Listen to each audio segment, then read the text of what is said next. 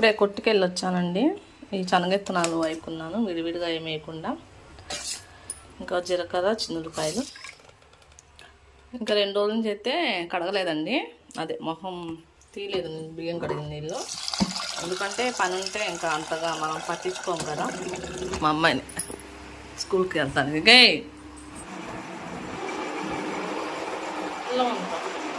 నాకు కొంచెం మంటగా ఉంటేనే ఇష్టం, ఇలా తినాలంటే ఇష్టం.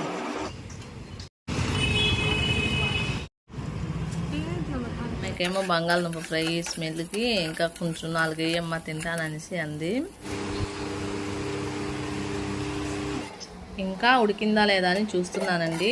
ఒక సిమ్లో 15 నిమిషాలు 20 నిమిషాలు పెడితే ఉడికిద్దండి. అది ఉడికిందా లేదా ఎలా తెలిసిద్ది అంటే ఇలా చాకునో ఏదో ఒకటి పెట్టి చూడొచ్చు. దానికి తగలకుండా వస్తే ఉడికినట్టు లెక్కండి. నేను ఇప్పుడు 2 సార్లు చూశాను. ఇంకా అయిపోయింది. ఇంకా రాత్రి అయితే ఎవరు తినలేదు మేమైతే.